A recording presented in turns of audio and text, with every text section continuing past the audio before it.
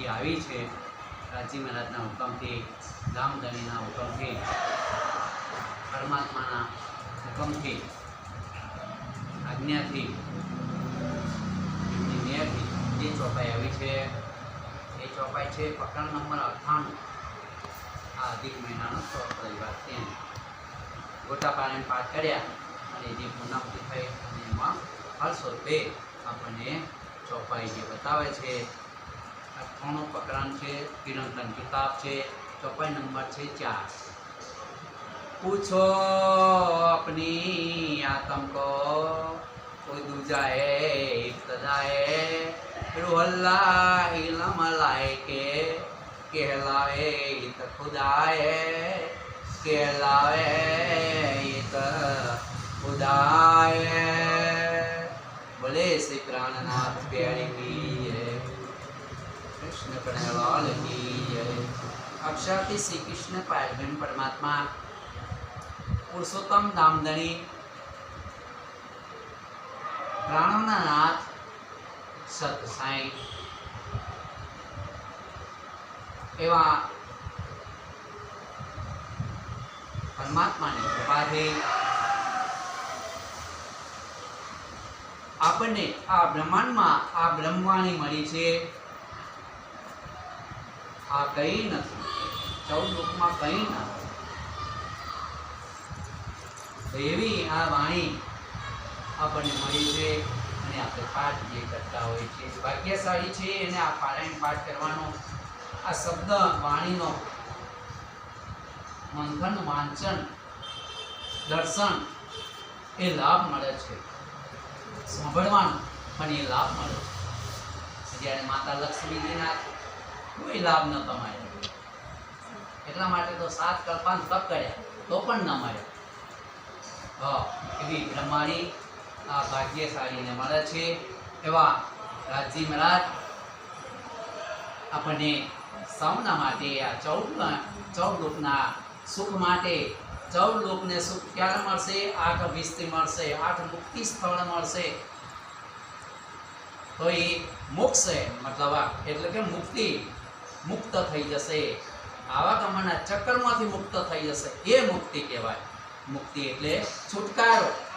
હા, જે આવાગમનના જે ચક્કર છે એમાંથી છુટકારો મળી જાય અને કાયમના માટે સુખ મળી જાય એને મુક્તિ કહે, મુક્ત થઈ જવાય આવે એમ।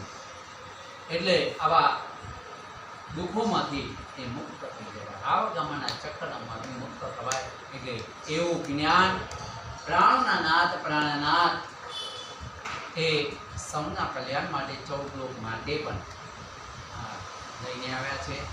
તો આ ભૂતલની અંદર આપણને આ વાણી મળી છે। તો એ વાણી આપણે જે ચોપાઈ આવી છે, ચોપાઈ સમજાવે છે।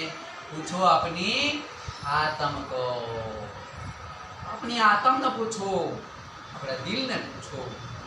હે તો મન હું કોણ, ક્યાંથી આવ્યો, ક્યાં જવાનું છે, અને આપણા પરમાત્મા કોણ છે, અને એ કહે છે કે આપણા ધણી કોણ છે।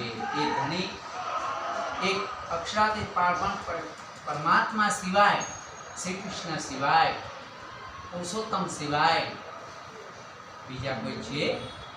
કોઈ દૂજા હે ઉક્તદાય, અને એ મૂળ, ઉક્તદાય એટલે મૂળ, મેન, એમના સિવાય બીજો કોઈ છે?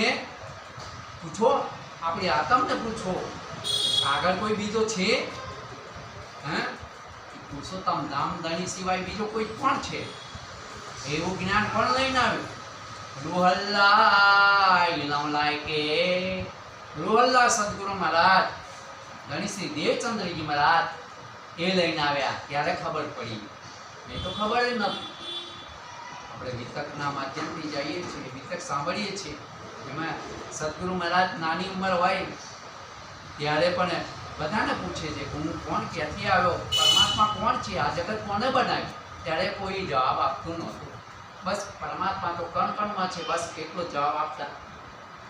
હા, પણ સાચી સમજ આવી નથી અને એટલા માટે એ શોધખોળ માટે કચ્છમાં અને ભુજમાં ગયા અને તેથી પછી જામનગર આવ્યા અને જામનગરમાં 14 વર્ષ ભાગવત સપ્તાહ જે ભાગવત સપ્તાહને ભાગવત કથા સાંભળી અને એ નિયમ રાખેલો કે ભોજન પછી કરવાનું, પહેલા કથા સત્સંગ આત્માનું ભજન પહેલા થઈ જવું જોઈએ.